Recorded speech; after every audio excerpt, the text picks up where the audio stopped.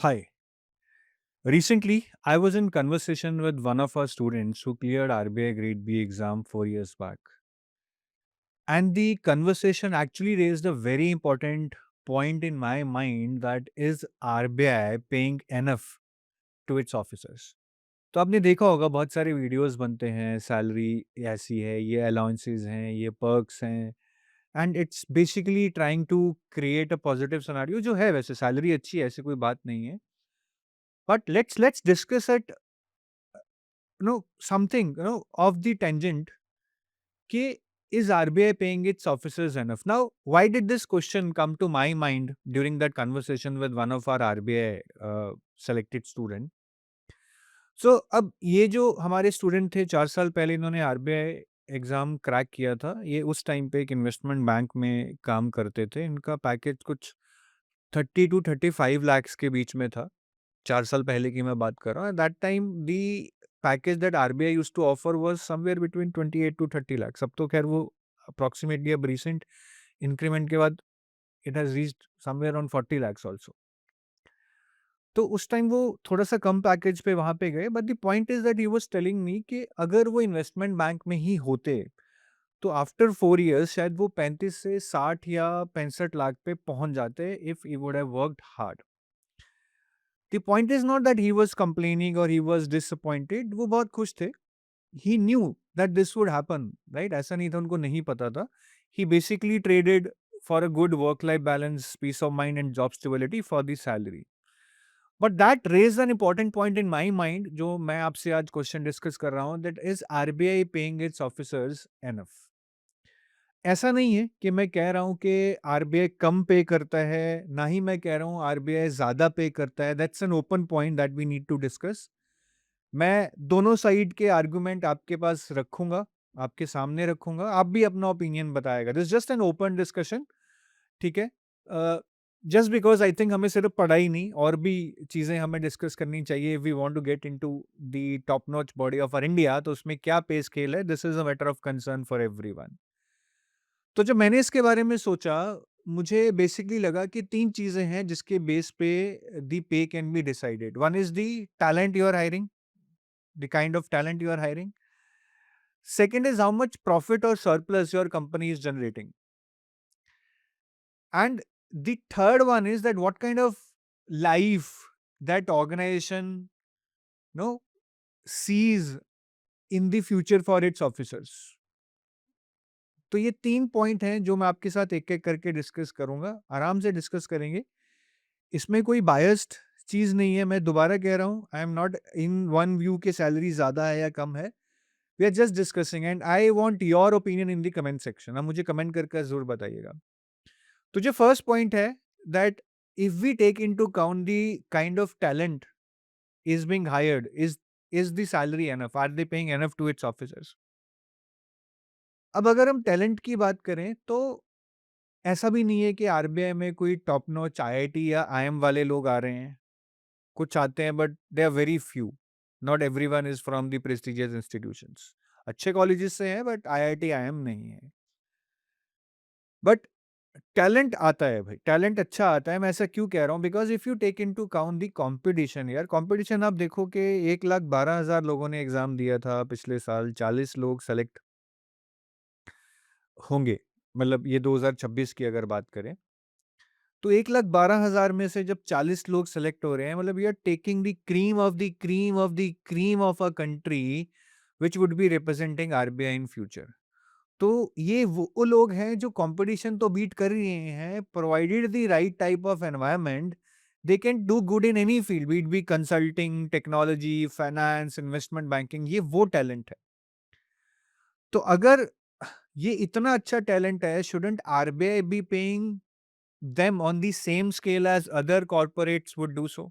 अगर उस बंदे को इन्वेस्टमेंट बैंक में 55-60 लाख तक मिल सकता था या उससे भी ज्यादा, तो क्या आरबीआई को भी उतना पे नहीं करना चाहिए था? That's an important question. But on the other hand the argument can be कि यार अगर वो इन्वेस्टमेंट बैंक में काम करता, ठीक है, वो शायद 60-65 लाख कमा लेता, but his or her life would have been hello.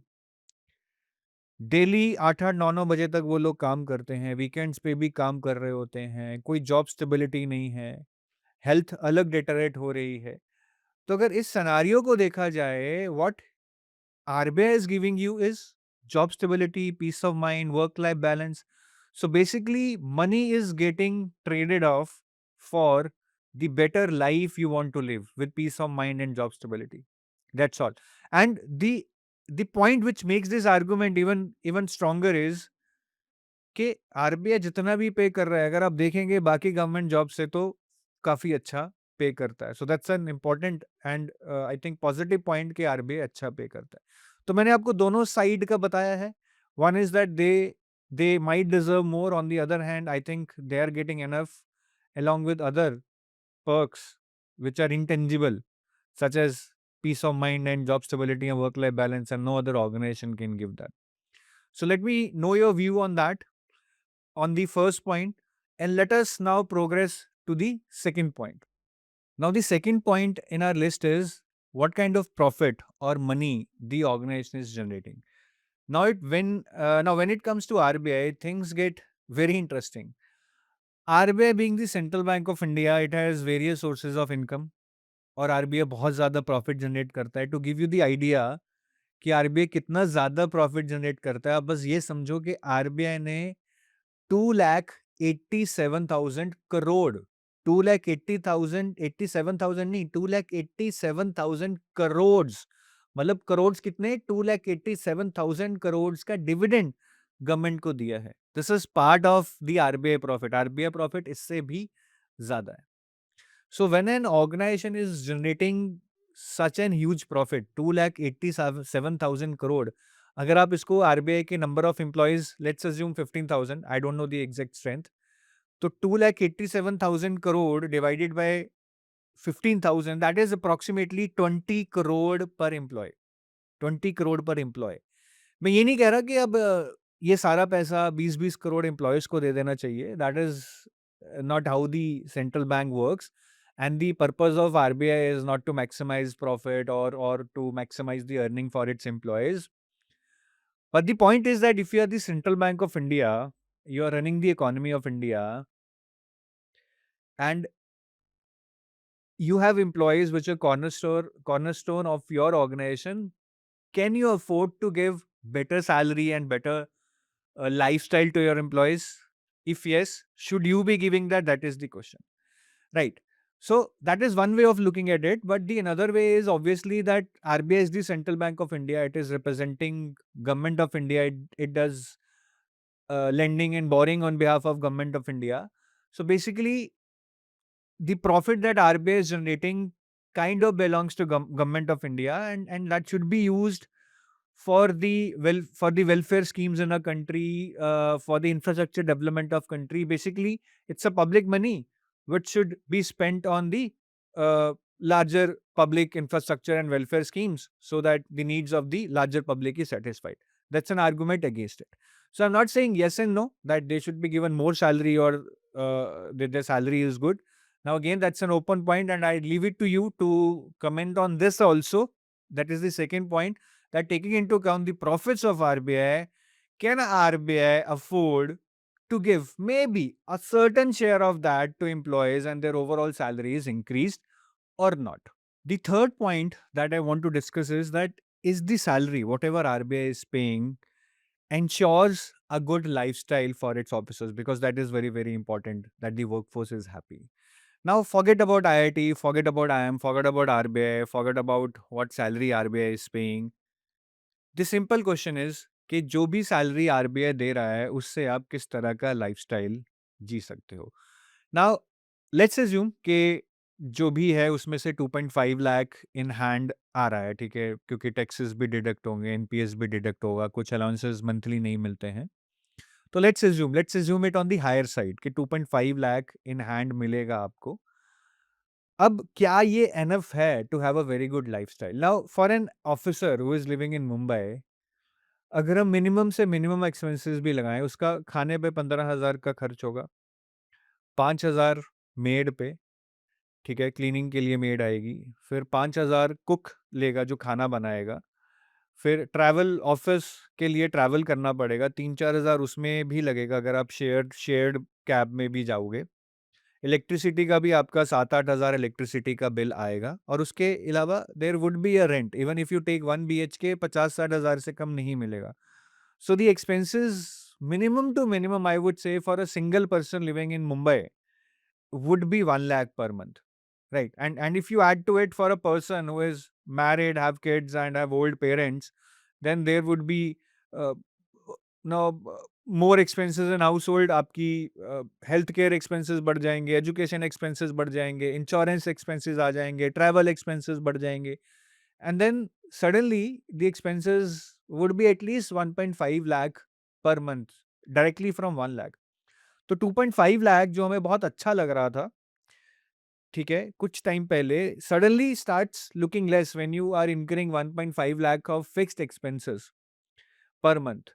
और this is not the end, right? As a married person, obviously you would like to buy a car, उसकी EMI हो सकती है, you would buy a house for your future, ठीक है, you would want to save for your retirement, you want to generate some coppers. तो और भी बहुत सारी चीजें हैं जो आपको इसी के अंदर टेक केयर करनी है. So now this is very subjective. The question becomes not only that is it enough for a person to give a good lifestyle today, but the question also is that is it enough for a person to have a good life in future after retirement, or good life for kids, for parents. That is the actual question that translates into. Now this is very subjective. The word enough is very subjective. Somebody might say that 2.5 lakh per month is an excellent salary. अगर कोई छोटे से गांव या कस्बे से आता है जिसने मिडिल क्लास या लोअर मिडिल क्लास देखी है, जिसके लिए 50,000 की जॉब भी बहुत अच्छी थी, वो कहेगा कि सर ये तो बहुत अच्छी सैलरी है, इससे ज़्यादा क्या चाहिए लाइफ में. But somebody who is coming from a metro or non-metro but a large city like Chandigarh, Delhi, Bangalore, they might feel that this salary is not enough because they are already used to a lifestyle जहाँ पे ये चीज़ें तो basic minimum necessity माने जाते हैं, कोई कोई लग्ज़री नहीं माने जाते हैं. सो ये एनफ है या नहीं, this is very subjective, depends on the person. I am not sure what is the answer. That is I am telling you right from the start. I am not saying the salary is more, I am not saying the salary is less. I am confused, and maybe you are also at this point in time, but I would like to again know your opinion in the comment section. Let's discuss it. There is no discussion, there is no harm in discussing, right? हम अपना intellect ही बढ़ाएंगे. और शायद अगर आप RBI में काम करते हैं already and you are watching this video, I would love to know your perspective. मैंने दोनों साइड से डिस्कस किया है एंड देखते हैं आप लोग क्या सोचते हैं. ओपिनियन डिवाइडेड होगा मुझे पता है, but that is what the perception is all about. Thank you, have a nice day, bye bye, all the best.